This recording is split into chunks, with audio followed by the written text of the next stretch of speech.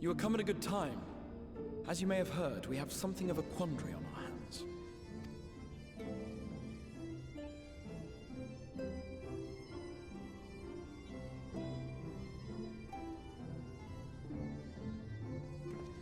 Laxon Loft, here in Lakeland. Eulmore has sent one of its airships. They have questions for us concerning the death of the Light Warden. Their emissary makes his way here even as we speak. I suppose the sky does rather give the game away. Indeed. 'Twas inevitable they would come knocking. The only question was how soon.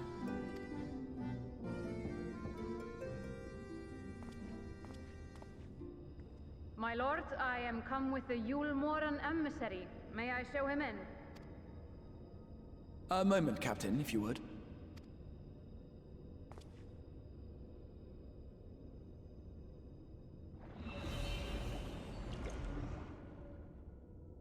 Everyone, gather round.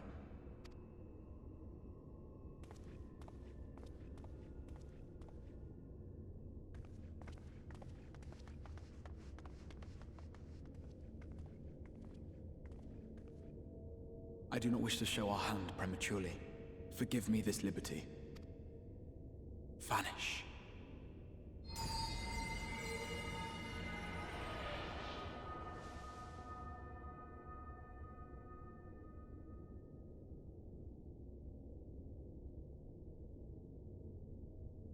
Enter.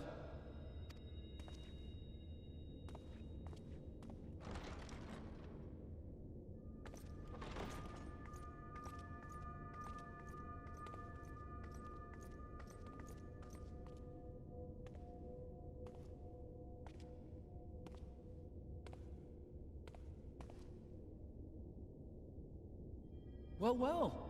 The commander of the Eulmoran army himself. To what do I owe the honor, General Ranjit?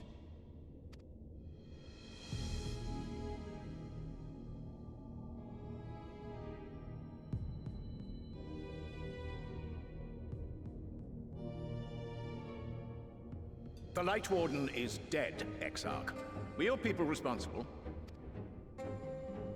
You are clearly in some haste, my lord.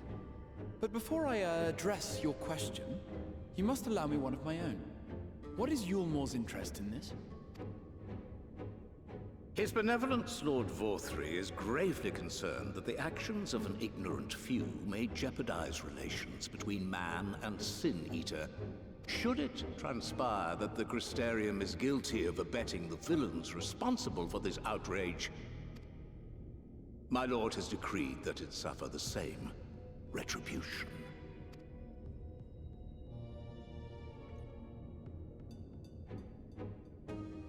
I see.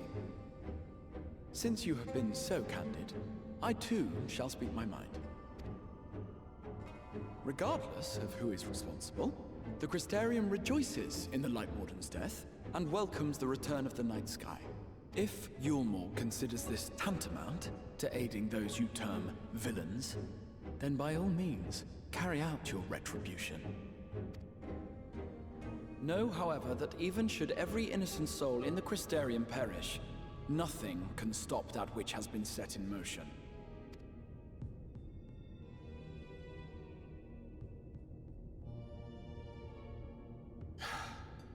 Folly.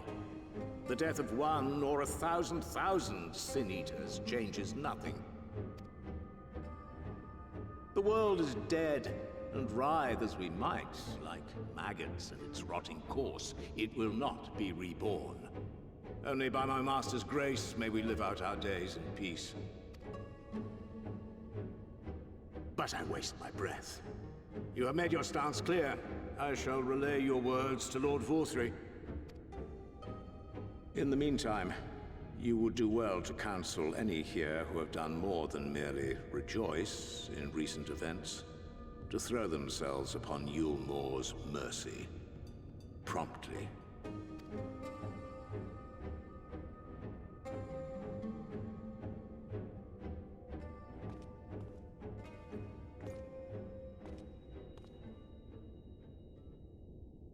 One last matter. We are searching for a young artist and his assistant. Know you of whom I speak? An artist and his assistant, no. I cannot say I do. What a pity. Should they reveal themselves to you, I bid you hand them over at once. My master is most eager to see them again.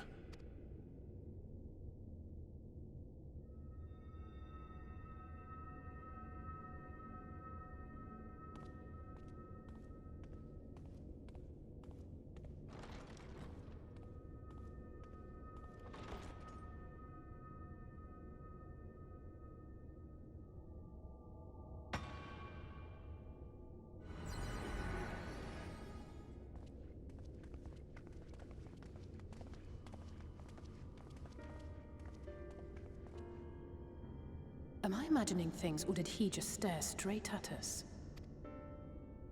I fear he did. The General is not a man to be trifled with. He is a warrior of fearsome repute who has led Eulmore's army since before Vorthry's time, when the nation still spearheaded the fight against the Sin-Eaters. One does not command the world's mightiest army, and for so long, without possessing exceptional instincts.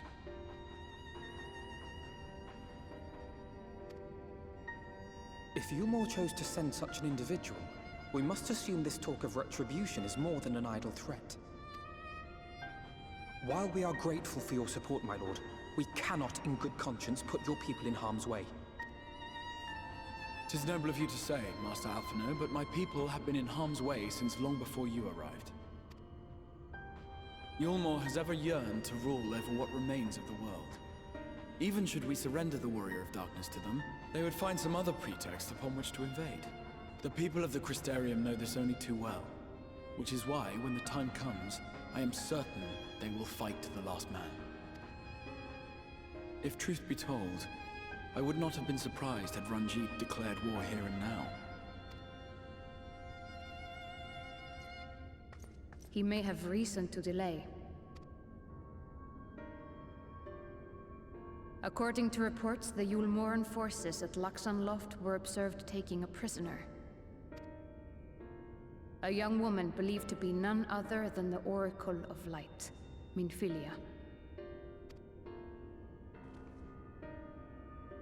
It may be that General Ranjit wishes to convey her to Eulmore before commencing hostilities. Having mentored generations of Minfilias, it would not surprise me if he had made her capture his chief concern.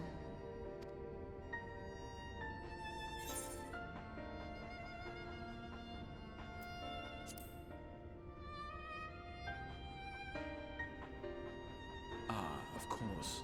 How remiss of me. I had intended to speak to you of Minfilia. There is, however, much to say, and precious little time in which to say it. I think it best that you seek out Moren at the Cabinet of Curiosity. He'll be able to enlighten you. Alphino, Alize, would you care to accompany your friend? You doubtless have insights of your own to offer on the matter. All right, though I'm still not sure I understand it all myself. In the meantime, I will set about making provisions for war.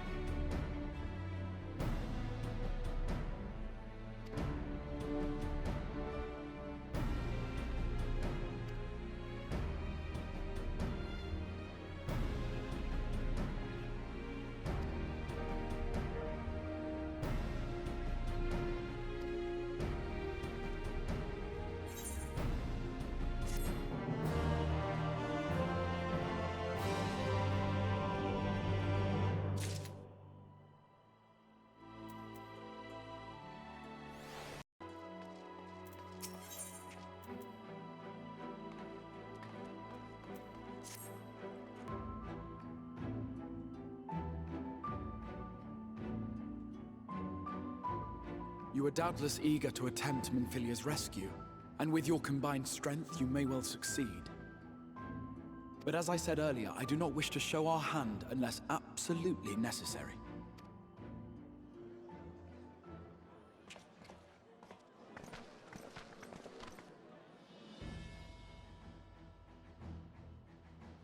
Twas not merely the night sky that you restored to us, but hope. Hope for the future of Norvrand. Unlike you, we cannot contend with the Light Wardens, but so long as hope burns in our hearts, we will fight on regardless. This I will prove to you.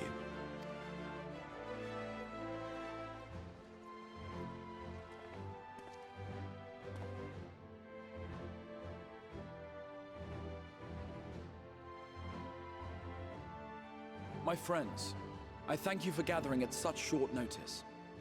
There is something I would ask you all. As many of you are aware, I received an emissary from Eulmore a short while ago in the form of General Ranjit. To my dismay, the General condemned the slaying of the Light Warden, and warned me in no uncertain terms that, should the Crystarium cast its lot with the Warrior of Darkness, there would be war.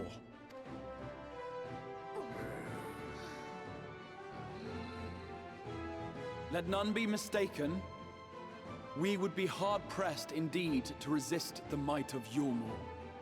Some would even call it suicide. And yet my heart cries out to fight. Better that than relinquish the hope that swelled in my breast when I beheld the night sky for the first time in 100 years.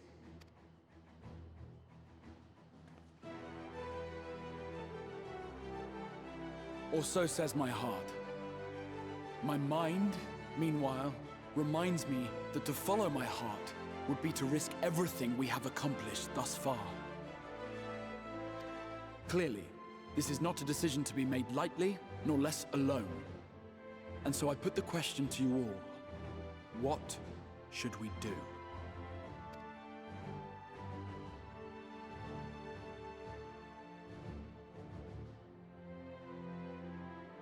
My lord, you already know our minds. It brought tears to our eyes to witness the knight's return. The whole of Norvrand deserves the same, and not just because some children's story tells us so.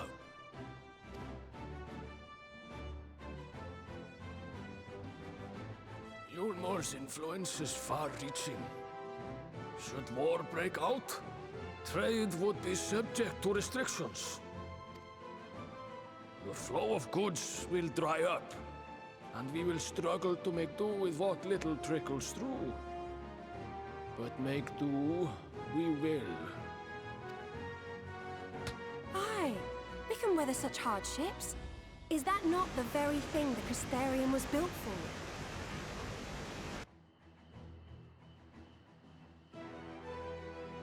We have always taken pride in our ability to sustain ourselves.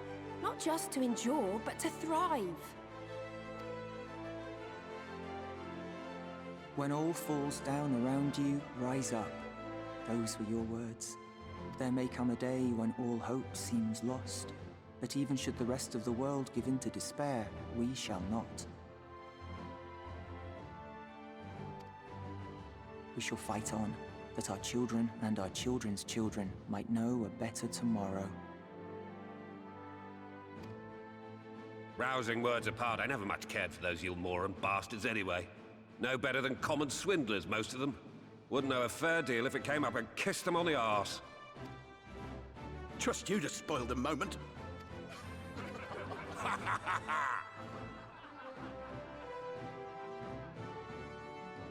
It appears we have a consensus. Let it be known that the Eulmoran host at Laxon Loft has taken the Oracle of Light captive.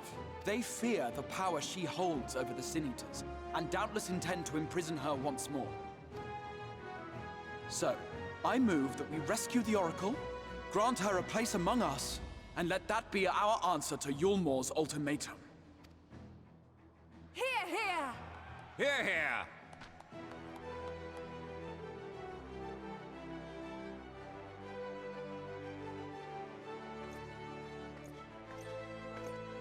In planning a strategy for the rescue, I open the floor to you all.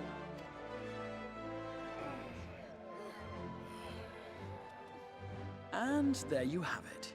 If Eulmore wishes to denounce us as villains, then we shall embrace our villainy. Will you do so as well?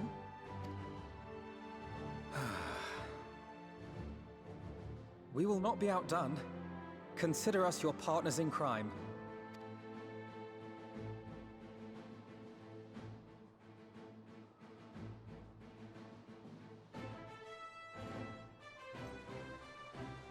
My lord, our proposal is as follows. We begin by deploying Amaro to occupy the skies over Lakeland. They should serve to delay the airship's departure.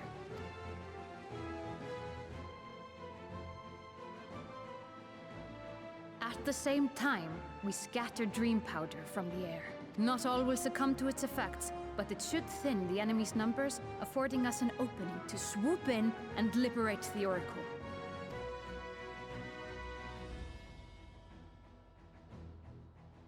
Very good. See to your preparations.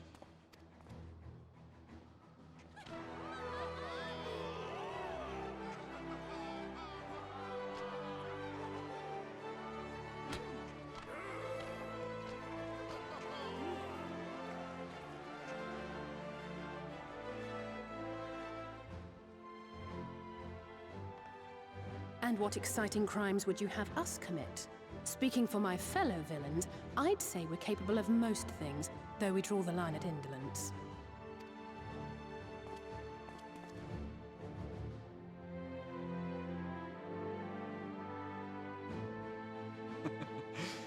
If excitement is your desire, then I bid you join the guard. Captain Lena will give you your orders.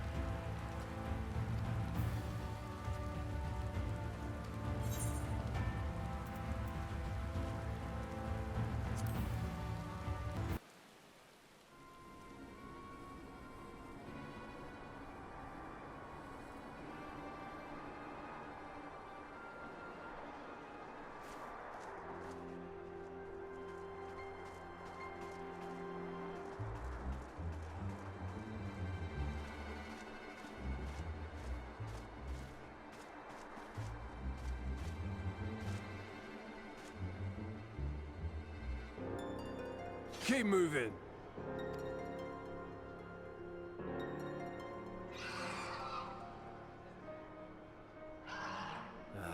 What now?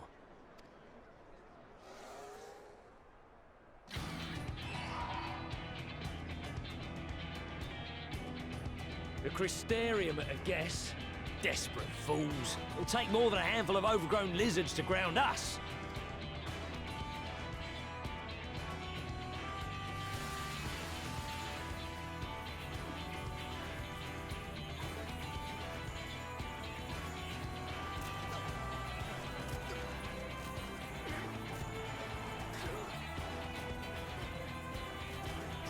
You're gonna be...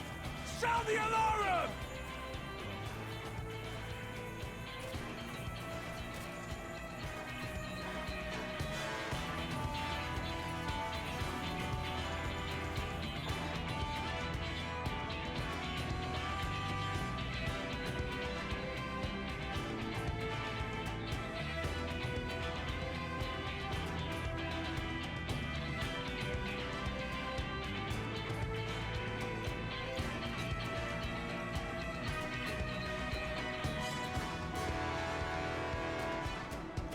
Captain, the powder has taken effect.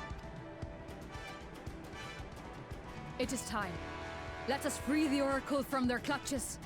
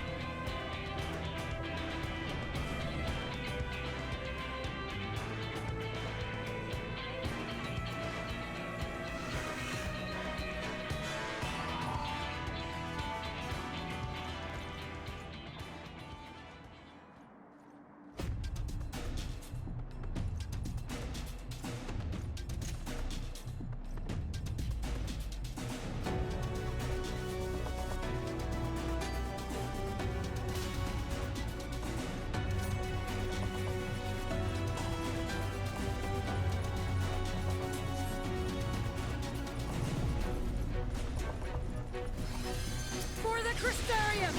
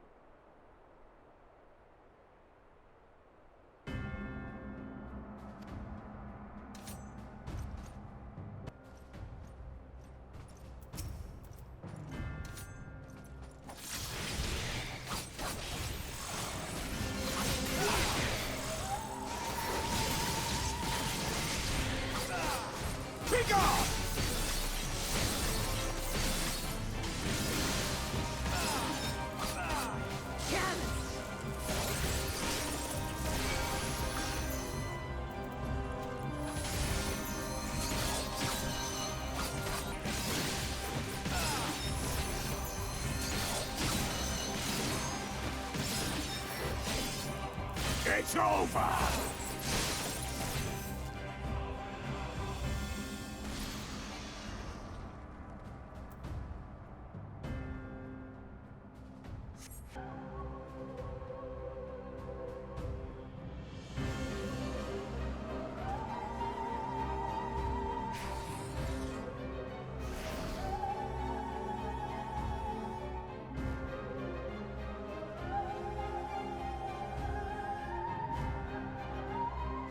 You boy, you bear a striking resemblance to the artist my master seeks. By all means, keep your counsel. You will all have ample time to confess your crimes back in Eulmore.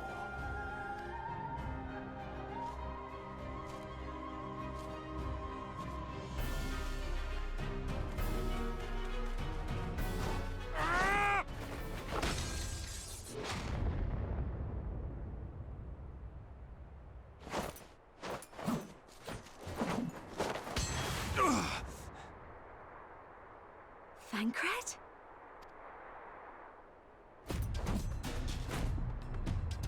So, you are the wretch who stole her from us. And what if I am?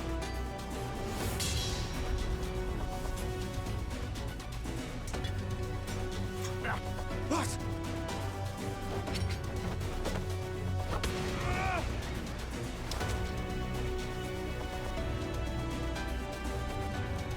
Pathetic. Vermin such as you are not worthy of the Oracle.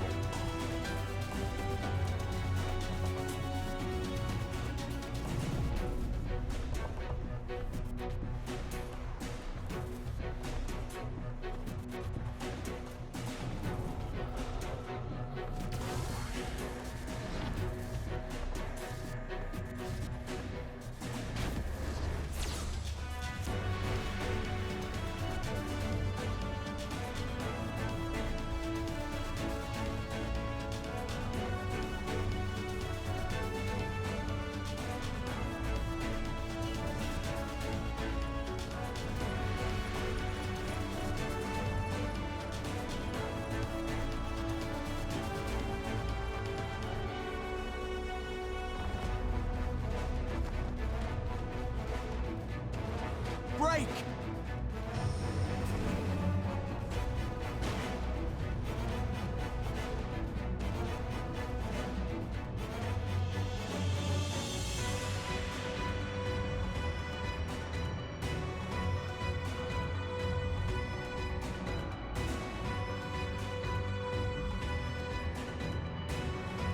Fool! You would see your city razed. I would sooner see it razed than conquered. Suffice it to say, we are ready to receive you. What now, Exarch?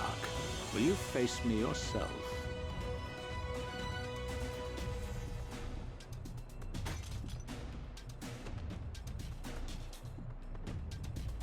I think not, General. I've quite exhausted my tricks. If you mean to give chase, I will not stand in your way. But you would do well to tread warily, for your quarry goes to a place where even Eulmore dare not bear its steel.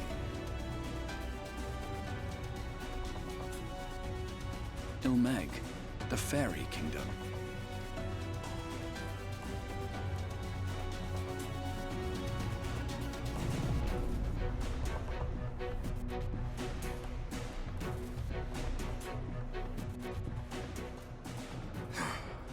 To think that mountain of indolence still had the energy to unleash his hounds. Even the most pointless of conflicts may alter a world's course. And now the plan has gone awry. But how? How did the so-called Crystal Exarch bring the hero of the Source to the First? As if I didn't have enough on my hands already.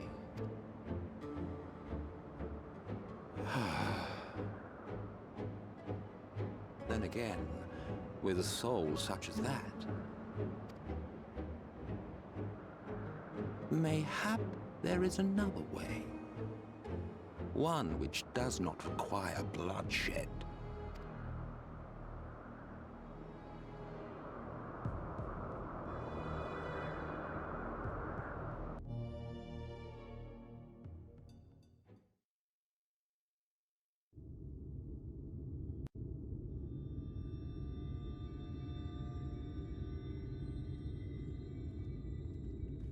Not so long ago, here in the shadow of the northern ranges, lay the great kingdom of Verbert.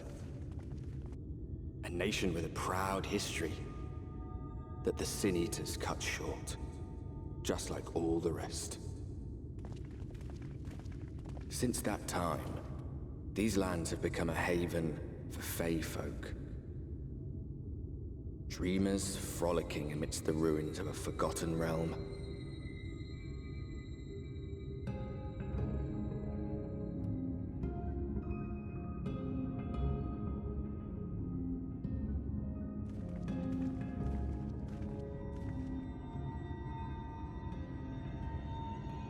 We should be safe enough here.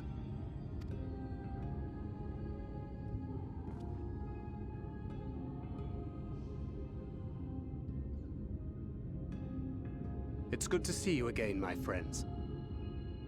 I don't know about you, but it feels like years since last we met. 5 of them in my case. Why, it only feels like 1 to me, but long enough to warrant a more convivial reunion either way. What brought you to Laxen Loft?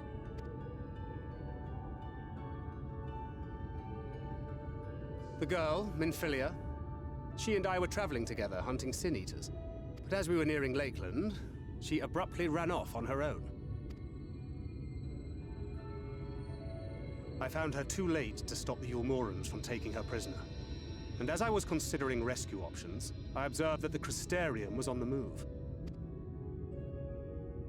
So I consulted the Exarch, who apprised me of the details of the operation and issued me certain instructions.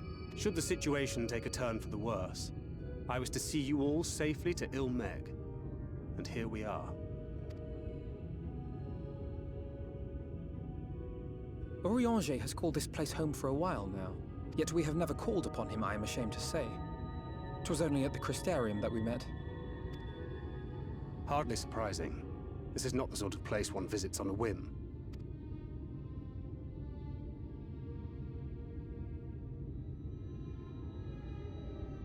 Happily, having trespassed on Urianger's hospitality for a spell, Minfilia and I have an idea of how things work around here.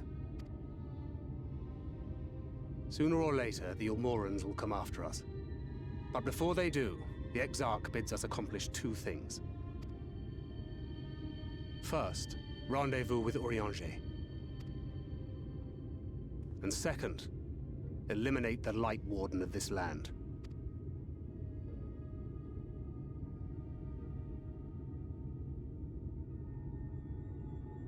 So, Minfilia. What made you leave Thancred behind, if you don't mind me asking?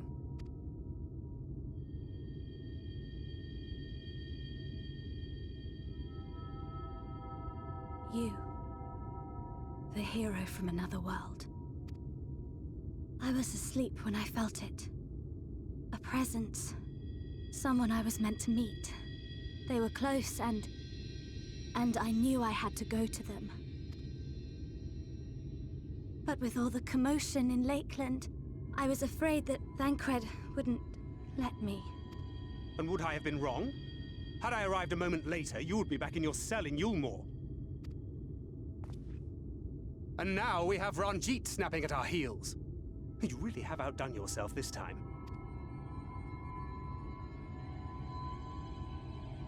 I'm sorry. Thank you for saving me.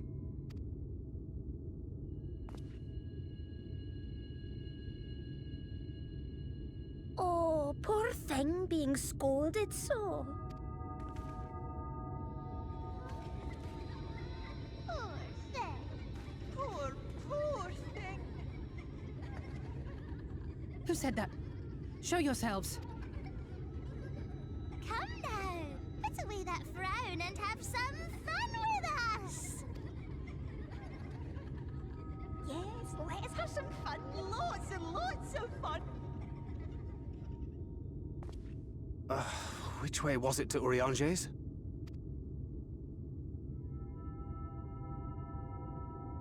We've been there so many times, but I can't. Why can't I remember? Damn it all. We're already caught in their spell.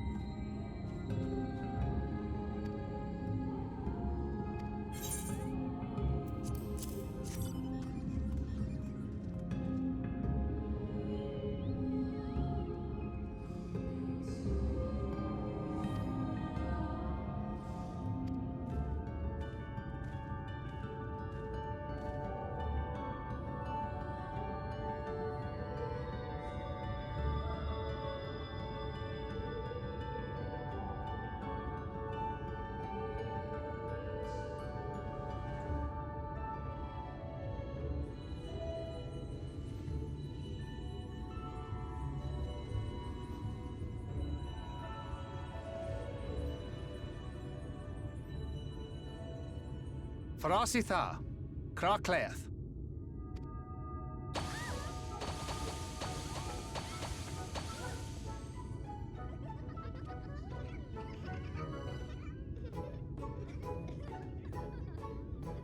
No! We're found! How did this mortal know our trick? Wait! I recognize their souls. These two have been here before. Look! Twins! How adorable! Oh! Play with us! We have neither the time nor inclination to play. We have come to see Urianger. Oh yes, Urianger, the peculiar one. In return for a place in Eulmore, he agreed to a riddle contest with us for 7 days and 7 nights without any sleep. Oh, that was so much fun! We must do it again! I'm sure he'd be delighted. Now, if you'd be so kind as to lift your spell.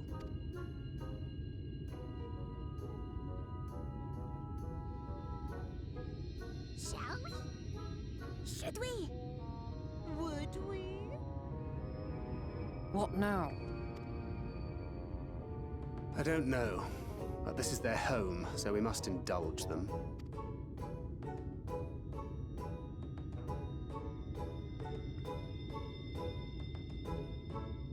Right, we've made up our minds. We will lift our spell on one condition, that you first lend us a helping hand. Or 2, or 3. Once you've helped solve all of our troubles, we'll let you see Urianger. Pixie's honor.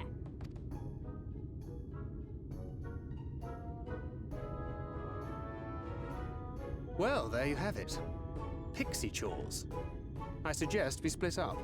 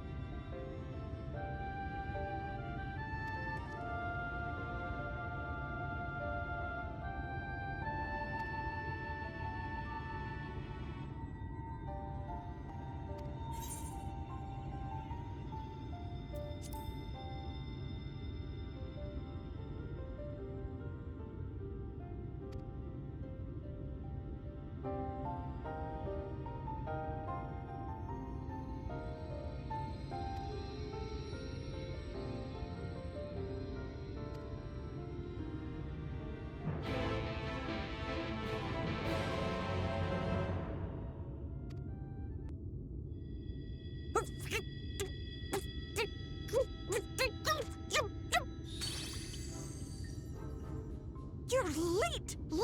Late! I've been waiting for you to summon me ever since you came here. Waiting and waiting and waiting. But my sapling didn't so much as utter my name. Such a heartless thing he is. Cold and cruel and heartless!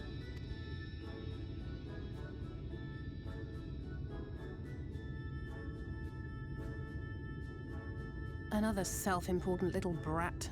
Just what we need. Reminds me of my childhood.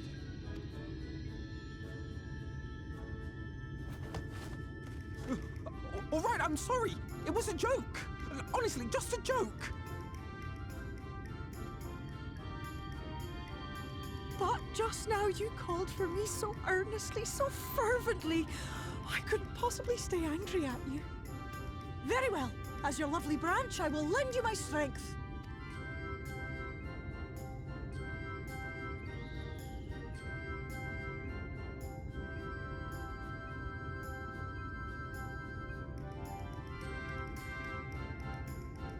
Well. If it isn't Theo, the mold feel. It's been too long. Not long enough for you to think of any new games, though, apparently. If I were you, I'd be bored of myself. Now let me make something clear. That mortal is mine. No matter what you do, he will never be yours. Never, never, ever! Oh, not even a bit. But what about the others? Surely we can keep them. No, you can't keep them either. They're for my amusement and mine alone. And if you lay so much as a finger on my sapling, I'll scatter the contents of his bag all over your precious village. There'll be cold, hard metal, furry, festering food, stinky, sweaty small clothes, and all manner of other terrible, unmentionable things. How would you like that,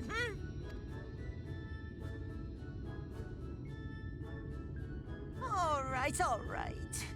But will you not at least let us play with the twins? Just while the others go and see Urianger? Aye, that's all we ask. And we promise we'll play nicely. It seems we won't be joining you. Aye! We'll reveal the hidden Fernic to you at once.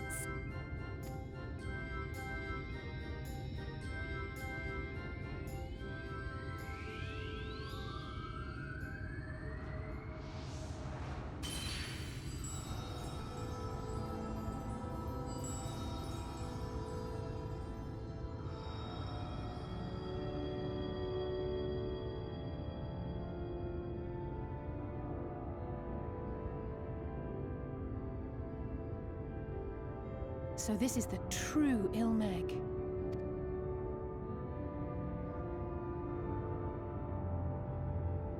How are you feeling? Better. I think I remember the way now. Apologies for the delay. Shall we go and see Urianger?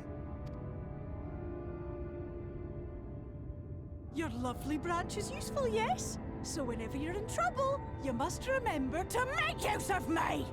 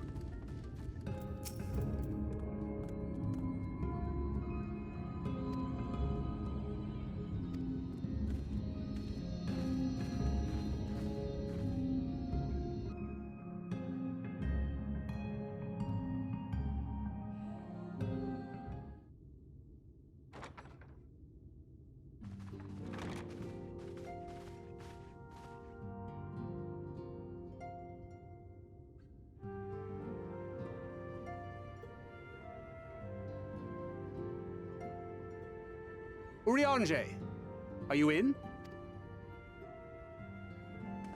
Unto a world weary of heroes, a hero wends his way. The Exarch did send word that thou wouldst seek me out, but ne'er did I imagine thou wouldst arrive so soon.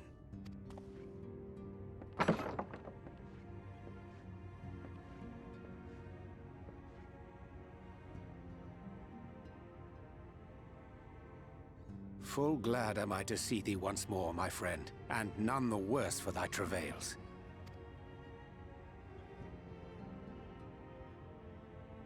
Run along, Minfilia. We'll meet you outside. But... Another one for you to imbue, if you'd be so kind.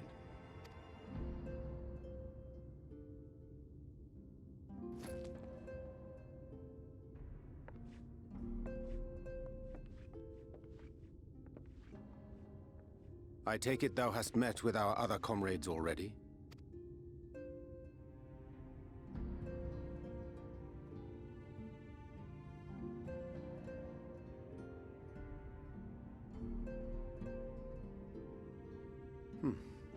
That Master Alphino and Mistress Alize now travel in thy company is of great comfort to me. As for the rest, it beginneth in earnest. The hunting of the Light Wardens, and perforce the war with Eulmore. Hark thee then to my words, and through them behold the vision that I did glimpse, that of the 8th Umbral Calamity.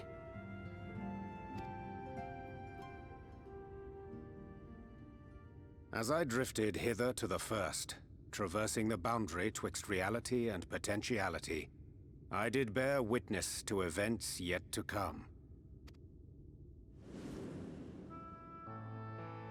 There I saw the combined forces of Eorzea and the Far East offering fierce resistance to the legions of Garlemald. So fierce, in fact, that they did begin to push the enemy back. Ilm by painful Ilm at first, then Yalm by Yalm, and Malm by Malm in time. Yet the joy they felt was short-lived, for in so doing they did force the Empire's hand. Faced with defeat, the Garleans turned to a weapon most vile: Black Rose. Its potency defied all reckoning. Once released, the gas took on a life of its own, wreaking untold carnage not only in Eorzea, but in the provinces of the Empire besides. From fighters upon the front lines to babes in their beds, none were spared. And as the casualties became too numerous to count, so did the fabric of civilization begin to unravel. Nor did the land itself escape unscathed, for spreading from the site of its release, Black Rose brought death to the very soil. To survive amidst the chaos and upheaval, men came to live by the sword, the rule of law giving way, inevitably, to the rule of might. Thus was the spark struck and the fire kindled, and swiftly did it spread as a blaze in a field of straw to engulf every corner of the world. Nations worthy of the name did then cease to exist. And those souls brave and true who might have risen to restore order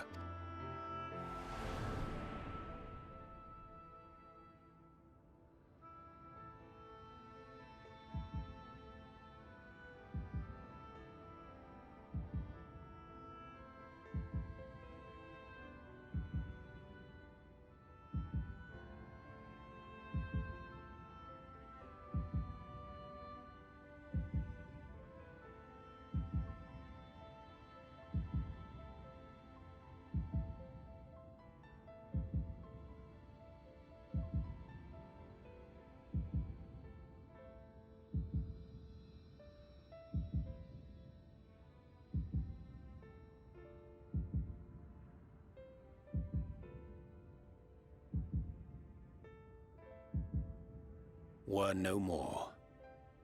For the weapon spared not one, not even thee.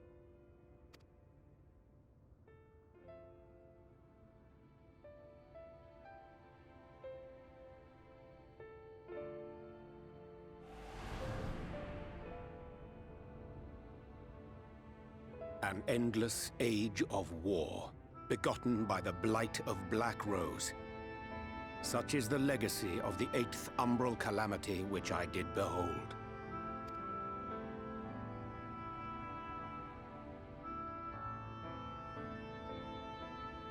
No matter the cost, we must forestall this tragedy. To that end, I have labored during my sojourn in this world, discovering in so doing the answer to a pressing mystery. That of Black Rose's inexplicable potency. Come.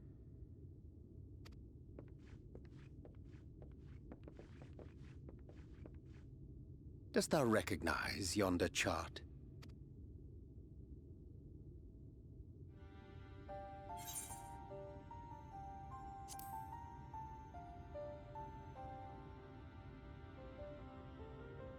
Indeed.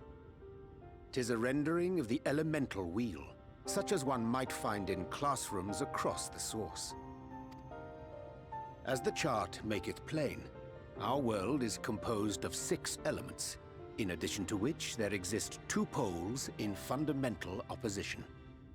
Astral, the active; umbral, the passive. As a reflection of the source, the first naturally compriseth the selfsame forces. Yet, curiously, there is a notable divergence in their nomenclature. To be specific, the denizens of this world employ not the terms astral and umbral. Thus was I moved to inquire what names said forces had been assigned. A simple question which yielded a most unexpected answer. Upon demanding the name of the pole aligned with activity and growth, I was told that as life's myriad colors combine to produce black, the people of the first had called it darkness. At this, did my mind begin to race. Yet 'twas only when I asked what name had been given to the pole aligned with passivity that mine eyes were opened to the truth. Peace and tranquility being as purest white, unmarred by color, I was told it had been given the name of light. That's umbral light and astral darkness, yes? I'm no etherologist, but it strikes me that the nomenclature of the first is rooted in the generation of the 2 forces, while our own appears to focus on their effects. Which makes one wonder, have we had it backwards all this time?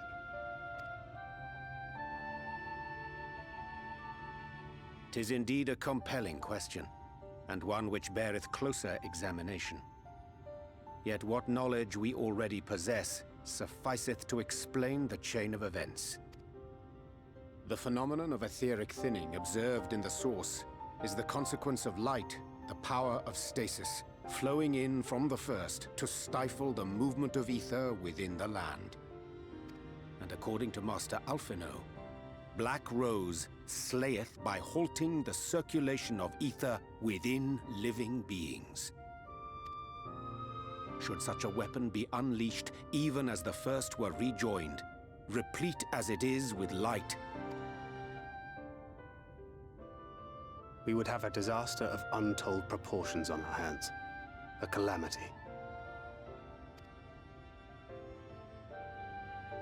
Well, at least we have a better grasp of what we're facing. Our objective, however, remains unchanged. We are to eliminate the Light Warden of Eulmore. Speaking of which, were you able to ascertain its whereabouts? Aye. 'Tis all but certainly ensconced within Urianger, the castle which standeth in the midst of the lake. To enter said stronghold, we must needs turn to the pixies for aid. Fortunately, I have become quite adept at courting their cooperation.